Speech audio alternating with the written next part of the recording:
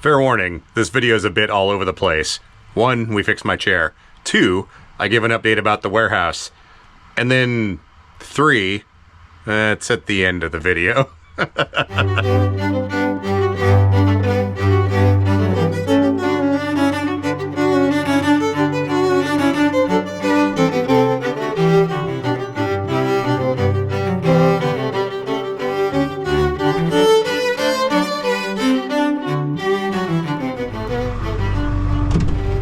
This might be a little bit hard to see, but project for today is fixing this ICS switch box.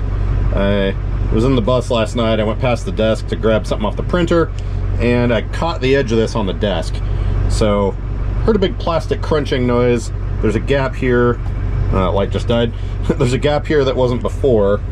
So, I don't know if the plastic's broken, but we're gonna head out to the warehouse and see if we can fix that. Worst case scenario, we can push that threaded metal insert back in with some epoxy maybe, but that is the project for today.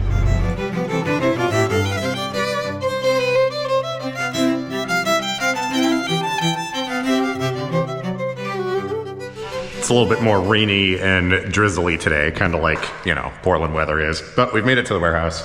I'm gonna hop into the utility chair version 2.0 here. I'm gonna recharge this light that has the world's smallest battery. Then we're gonna take a look at this ICS switch box. I don't think I need to replace it.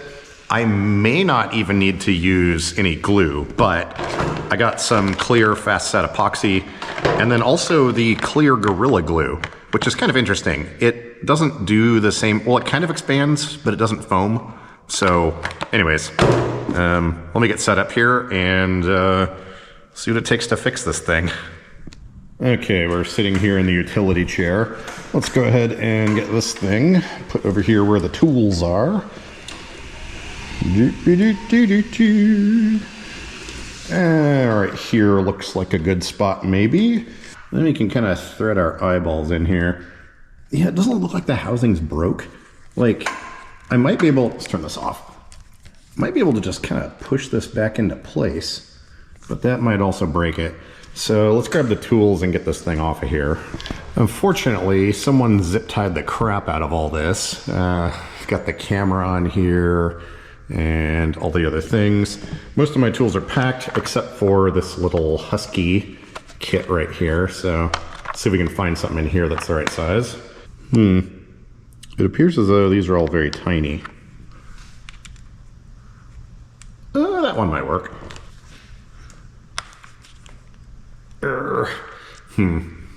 Oh, wait. I still have in here, I believe. Out of the way, shredder. I think we still have, yes. We still have some folding Allen keys. And of course the heater just turned back on. Man, it takes some getting used to drive this chair around. Off.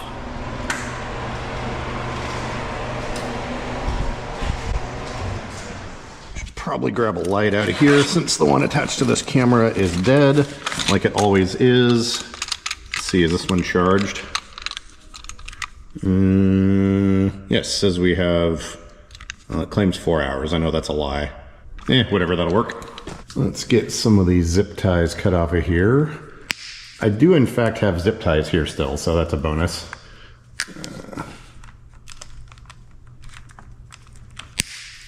And our little camera should come out of here. Oop.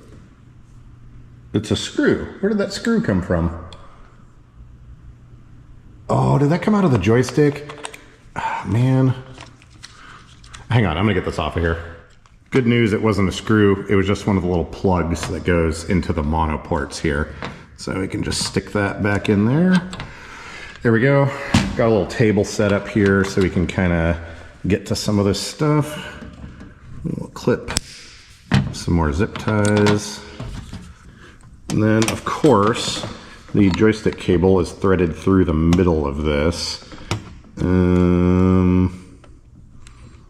That's annoying. Does this one come out of here without breaking? There we go. Seriously? Does this really not fit through the hole?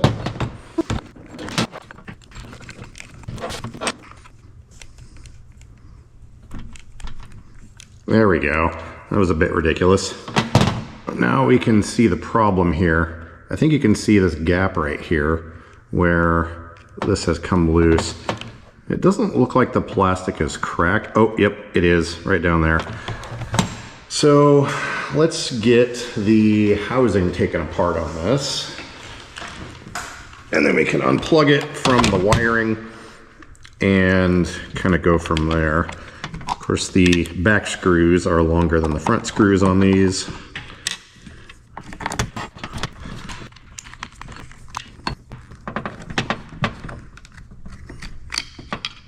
Okay, then we can pull this out and leave all this over here out of the way. Yeah, so we did crack the housing right there a little bit and pulled this whole thing out. The way these work is there's a couple of screws that go into some threaded metal inserts that are kind of heat staked into this. So let's take these screws off and take a look down in there a little deeper. Oh, we actually broke the threaded metal insert. Look, see? There's the piece of it right there. So that has to go kind of down in here. Like so. This side is also cracked, you can see right there. So I think what we might do is just kind of glue the crap out of this. Let me put this screw in here so we can get a little better grip on it. Yeah, there you can see it's definitely cracked and the rest of it is still down inside there. Okay, for this one here that's sticking out just a little bit, I'm gonna try and just brute force it back down in there using this Phillips screwdriver. Okay, that kind of snapped down into place. So that one I think should be okay. Then the other one, looks like this is the direction it broke. We'll pull our screw out and then try the same thing here with this Phillips. Okay, we got that pushed back down in there. So looks like it's lined up. Both of these are now flush with the top. We got pretty lucky on this, only cracking, you know, a little bit here. Normally this whole thing would just shatter. And this thing's already been kind of beat up really badly when it was in that trailer and the straps came loose. And it was banging around in there, but yeah, I think instead of using glue, I'm gonna mix up some epoxy and just kind of lightly fill in all of these little gaps and galleys here. And yeah, I think that should help hold everything in place. Let's see how this goes back together like that. And then our wire comes out over here. I don't think this hole is needed for anything.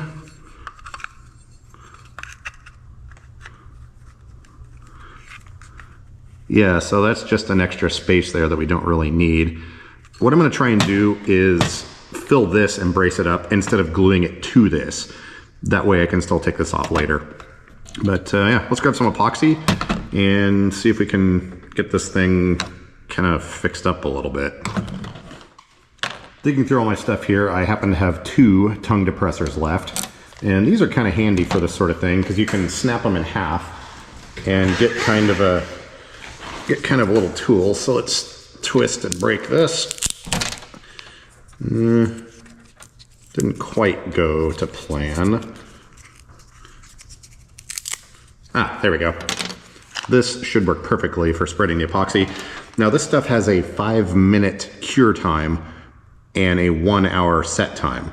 So gotta work pretty quickly with this stuff. This claims to be resealable, but it's kind of a one-time use sort of thing because it has this mixing straw built in. And here starts the clock.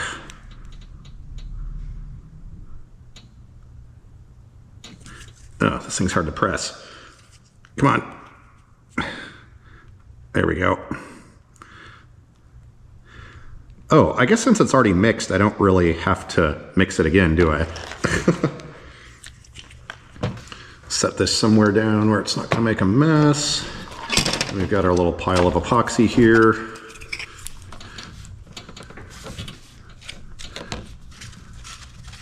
And we can go ahead and start drizzling it in here.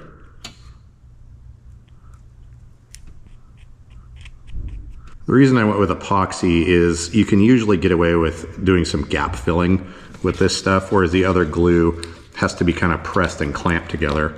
But this stuff, you can just kind of pile it in and it'll hold its shape more or less.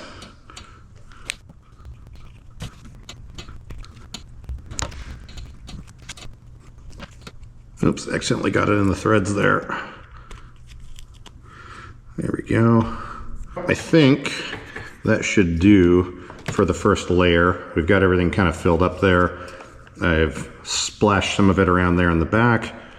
And we've got a piece of wood on there we have to get removed. Oops. And this stuff is already starting to set up. There we go. All right, cool. For round one, I think that should be fine. I'm not sure how much this stuff is gonna shrink up, so let me just kind of set it here against this bracket so it's upright and doesn't try, it doesn't try flowing all over the place. There we go. Then there should be a cap built into this.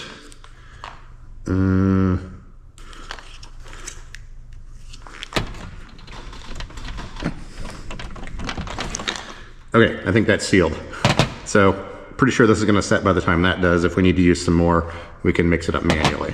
We do wanna let it completely set though, before we try to put the screws back in. Otherwise that bracket can fuse with the glue we just put on there. And I would like to, well, I'd prefer not to have that permanently stuck, but anyways, I'm gonna go watch some YouTube and eat some lunch. And yeah, I think it'll be a thing.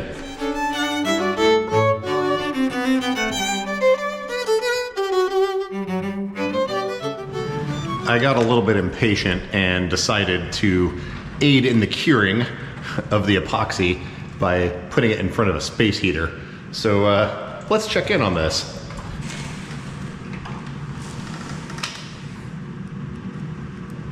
Yeah, I mean, it's not like fully cured. It's still a tiny bit tacky, but I think we should be able to reassemble this. I get the feeling though that it may fuse to the metal when we screw this back on, but I don't know. Honestly, at this point, I don't care. I just want to get this back together. It's been 2 hours now, or I don't know, however long it's been, and I just want to get my chair put back together. So let's do that. This is kind of an awkward workspace because I can't get up next to this very easily because this chair has ginormous tires on it. But let's go ahead and see if we can put this all back together. Test out our screws here. The threads are a little bit gummed up, but I think we'll be okay. We'll get the circuit board here and put this back inside. Hang on here, I got this all screwed up now. So that goes there. Actually, yeah, those contacts are still good. I figured I'd check and make sure they didn't need cleaning or something. Then there's a zip tie around this wire here, and that acts as a strain it acts as a strain relief for the whole setup. Put our cover back on top here. And whatever the plastic is they make these out of is so fragile. Oh wait, hang on, that's not closing all the way. Get our screws over here. Long ones go in the back. And once again, you gotta be really careful with these because this plastic cracks like you wouldn't believe. So I'm just gonna lightly put these in here, and then we'll go around and tighten them all down once they're in. Are you serious? Why do all my lights keep dying? I swear that said there was 4 hours of runtime left. Hang on a second, let me swap out this light. Okay, this one was on the charger for the last hour, so we should be good. Okay, now our screws are very lightly in here. Looks like our epoxy is not really interfering with anything. So we'll just make sure this cover has the same gap all the way around. And then we will lightly tighten these screws down using kind of a crisscross pattern so we don't put too much load on any particular screw.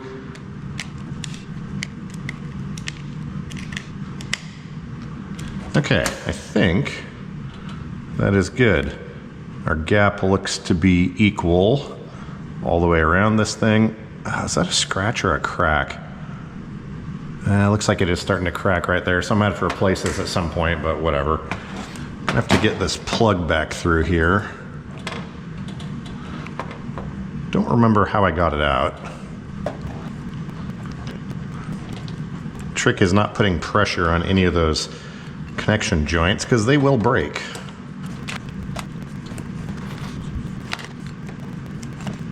Seriously? Am I gonna have to rewind the footage to see how I did this?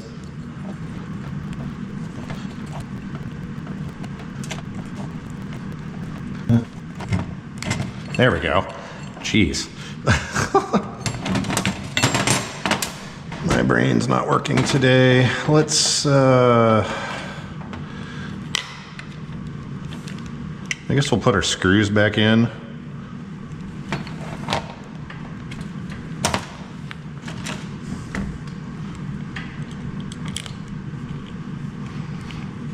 I think we got some epoxy in the threads.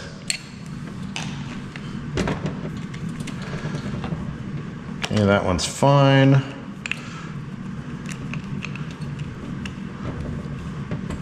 This one definitely has some epoxy in there, but we can just power through it. Okay, I think that is reattached. Cool. Now for getting everything else back on here, let me, this is gonna be annoying because I have this extra camera wire in there. It's really tricky rerouting it all, so let me kind of move all this out of the way.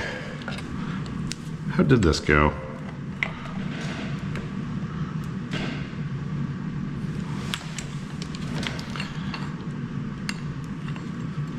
Okay, I'm gonna pause the video, pull the footage off the camera, and see how this was routed because I cannot figure out how this is supposed to go. Hang on.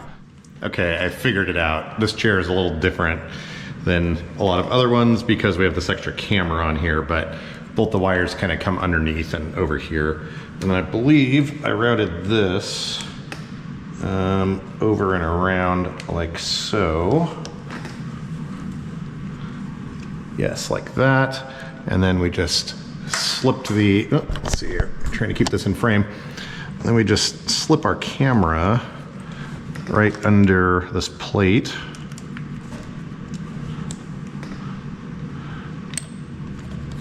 Like so.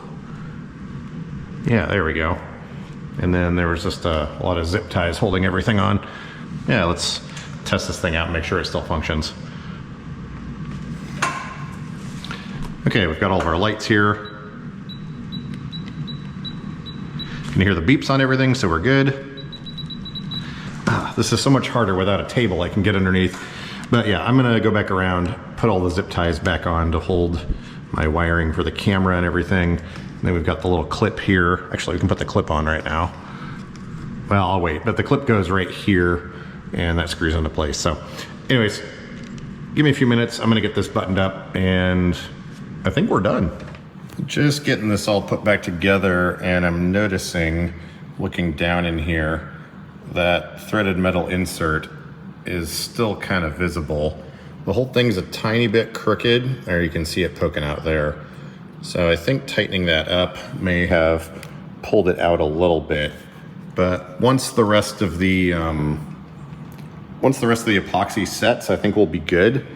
But yeah, this will probably need to be replaced at some point. For now though, at least we know that cracking is not necessarily going to continue. The only problem is this just sticks out a tiny bit beyond the joystick. And when I was in the bus last night, I went past the desk and it was just enough to catch this and rip it down that way. I think it bent the bracket a tiny bit, but it's all in one piece. As long as I don't hit anything else, I think we should be all right. I think we've got all the wiring set up here. It's tied down and zip tied, and as you rotate this, it all moves just fine. I would have preferred to have this camera wire go over the top of this, but I'd have to take everything completely back apart to fix that. So I think we're good. Camera wire comes down right here and tucks in nicely over here so it won't get caught on anything, and it stays in place as this thing rotates. So I think we should be good. Yeah. I'm kind of surprised I haven't had any bad cable errors with all my extra stuff in here, but I don't know, somehow we're like 2 years in now almost, or is it more? 2.5 years? I don't know, whatever. Still run on the original cable somehow. I probably shouldn't say that too loudly though, because it can hear me. Well, I think the repair is complete, and I don't know, as long as I don't hit anything else, it should be fine. But I'm sitting here back in the chair now, and I mean, this thing seems aligned like it should be. All the buttons work like they should. It swings away. Camera's still down there. So yeah, I think we're good to go. At this point, I am going to get the heck out of this part of town before rush hour hits, because traffic. So let's head back to the bus, and I'm gonna get to editing this video, and I'm sure I'll say something else to the camera once I get back.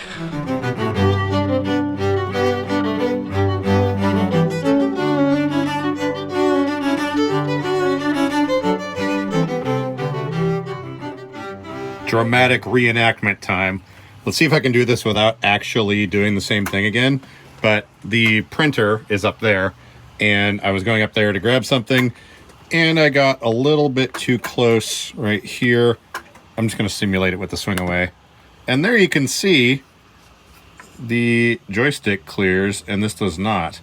And I was going that way, and I heard a crunch. And I looked down, and this was all crooked. So, anyways, be careful with these or something. So, I'm glad my chair is fixed. That was kind of a quick and dirty repair. I'm probably going to have to replace this ICS switch box housing at some point, which, by the way, hint, hint, wink, wink, nudge, nudge. There's people working on building replacements that are aftermarket that will be very affordable and much better quality. So, sometime in, I don't know, we'll say the next 6 months or something, some of those will be available on the market, and I will let you know. Quick update on the warehouse situation. You may have noticed there is still some stuff in there. It's not completely full, but there's maybe a couple of van loads left. I've got a different storage facility that I'm putting some of the other stuff in. So the abbreviated version of why I'm leaving the warehouse, I kind of mentioned a few months ago that there was a death kind of in the closer circles or whatever. I don't really talk much about any of that stuff, but it had an effect on me and the situation, and I basically had to move out of the warehouse. Now, typically in scenarios like that, you sign the lease in advance. And I signed it a few weeks before it started, which the new one started February 1st. I signed the lease. The next day, this thing happened. And I was like, oh, crap. I can't commit to another year here because I got to deal with all this other stuff now. And, you know, reasons. So I figured, hey, it hasn't started yet. It doesn't start for a week or two. I'll just call them and let them know what happened, and we should be good. Well, as it turns out, the on-site manager is awesome, but the corporation that owns this property, well, I'm not going to defame anyone, but they're a little different, as it were. And they basically said, nope, sorry, you signed the lease. We know it hasn't started yet. We don't care if someone died and, you know, your life's turned upside down as a result or whatever. You can just go ahead and pay us the entire lease. Manager went round and round with them, and they came up with an offer where I could just pay 3 months and leave. I was like, all right, cool. I'll stay here 3 months. That'll give me time to move everything out. Then we'll be good. And they're like, no. You have to pay us that 3 months after you vacate. Now, I didn't get this in writing. I'm in the process of attempting to get that now because lawyers. In Oregon, it is illegal to collect double rent on a space. So if I leave and pay 3 months penalty, now it comes down to wording, but the fact that it's exactly the same as 3 months of rent at this place means that they can't rent it back out and charge someone else for that 3 months. So there's kind of some legal stuff going on here. And the lease that I signed is only 4 pages long. It's the shortest commercial lease I've ever seen, and it makes no mention of breaking the lease or penalties or fees or anything. Now, the on-site manager, being as awesome as this person is, said, hey, I can probably find someone to take over your lease. That's the easiest thing to do. Doesn't cost me any money. They pay me my deposit. They take over. Everyone leaves and gets, fluffy bunny rabbits and rainbows shoved up their noses. There was a list of over 40 people on the a waiting list. The manager went through every single one of them. All of them were like, oh yeah, that sounds awesome. We'll definitely do it. One guy actually came out and looked at the space. Every single one of them ghosted us after that. So it's looking like at this point, I'm going to have to take the legal route.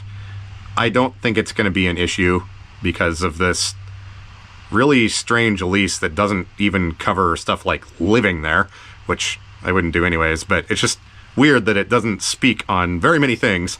But yeah, so I get to deal with that now. I get kind of tired of battling people, but it's one of those things. You don't expect deaths to happen, and when they do, it can kind of cause some weirdness, and it's reasonably accepted that there's a little bit of leniency with that, especially when you signed a lease and the next day you need out of it, and it doesn't even start for another 3 weeks. Not that I'm annoyed at all, but anyways, that's the update. I had to pay this month's lease, so I've got it for at least another 30 days. So I've kind of slowed down a little bit on moving stuff out of there, also because I'm still resting from the shenanigans a couple weeks ago, and then the soccer tournament. I need to be more careful and allow my body time to recover because I'm not getting any younger, and insert reasons. But yeah, so there's that. Good times. As soon as I get this taken care of, there is a place I'm pretty sure I can move into. I'm going to be looking at it in the next couple of days. Nice little accessible 2-bedroom thing that doesn't have wheels under it. And yeah, so I don't know, things. I'm just going to say fluffy bunny rabbits and rainbows to all, and I will see you Thursday on the live stream. Things are always interesting, and when stuff goes too smoothly, I get worried, and things are also pretty boring, so no complaints here. I'll see you then.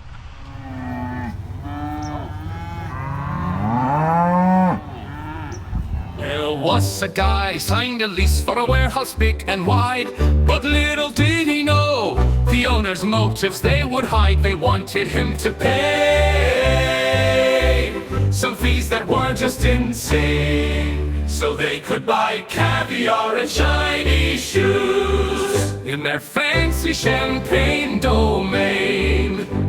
He tried to reason with them, tried to plead and beg, but all they cared about was their caviar and fancy threads. They laughed and they mocked him, said it was all a game, but this guy wouldn't back down. He was ready to play the shame. Oh, the lease breaker blues got him tangled in a mess.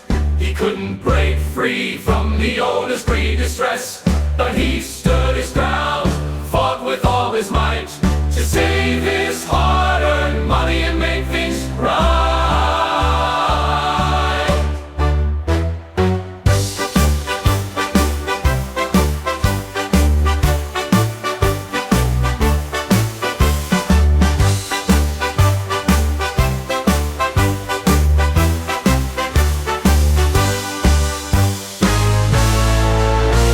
Police breaker blues got him tangled in a mess. He couldn't break free from the owner's greed distress, but he stood